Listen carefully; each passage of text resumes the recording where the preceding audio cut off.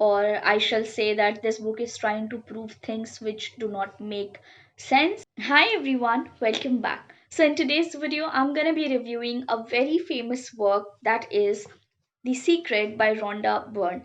Actually, I read this book last year only, but somehow could not film the review of it, which is why I'm doing it today, and I'm really very excited about it.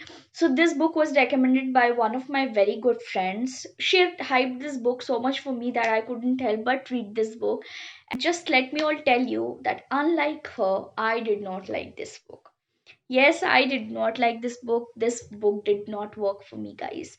Well, before you jump on me, I just want to tell you that I do have my fair share of reasons as to why this book did not work for me. And in today's video, I'm gonna be telling all those reasons which just made this book not work for me. So please keep on watching. Alright, so to begin with, I would say that this book has pissed me, has put me off at so many places that I cannot even tell you. Like, the first thing which I did not like in this book was that this book says that whatever bad is happening to you, it's completely your fault.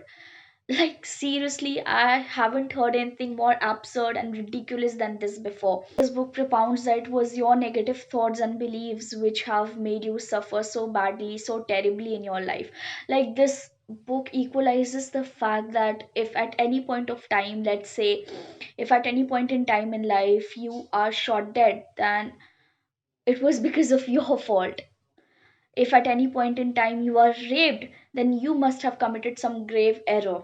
Like, you know what I mean? How do you deal with such nonsensical pointers? These points just ruined my experience entirely. Secondly, the law of attraction has been given so much attention in this book in the very beginning.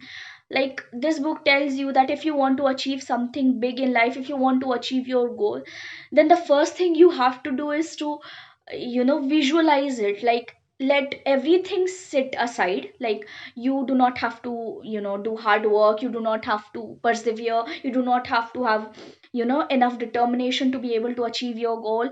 No, first you have to visualize it. And suppose if somebody fails in achieving his or her dream, then it does not mean that there was some kind of loopholes in his hard work, or let's say he or she had to suffer from social inequality.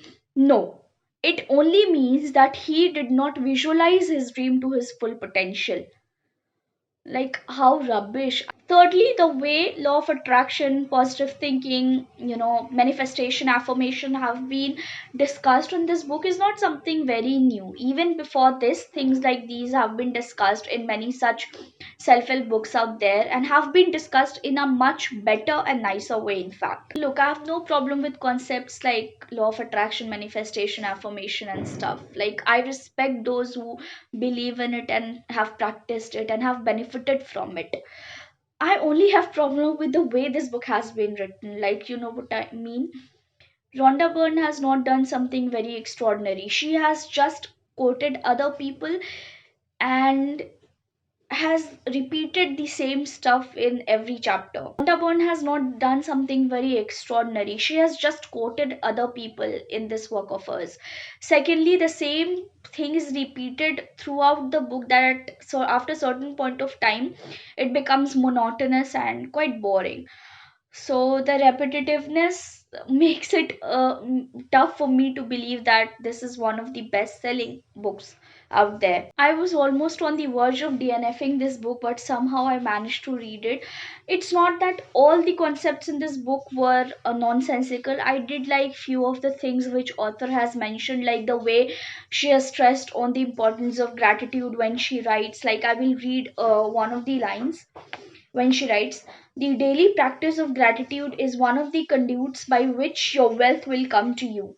So it's very important to have an attitude of gratitude. So there are things like these which are really good, which the author has stressed upon and which really appeal to me, like the way she stresses upon the importance of gratitude, gratefulness. So these were few things which I liked about this book, which I liked, which appealed to me. But for most part of the book, I could not buy the points of the author. Like, it could have been very easily a practical piece a well formatted, a well edited piece, but it was not. I think there are a lot of problems with this book, or I shall say that this book is trying to prove things which do not make sense.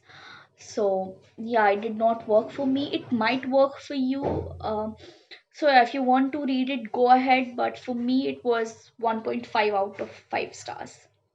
So that's it, guys. That was the review for The Secret. I did not like it. If you read it, do share your experience. If you like it, if you found it problematic, do let me know in the comment section down. Yeah, if you liked today's video, then please consider liking it, sharing, commenting down below, subscribing to my channel. If you want to connect with me on my Instagram, then I'm super active there. And yeah, until then, be safe, do well, keep connected, and thank you. Also, please do subscribe. Bye.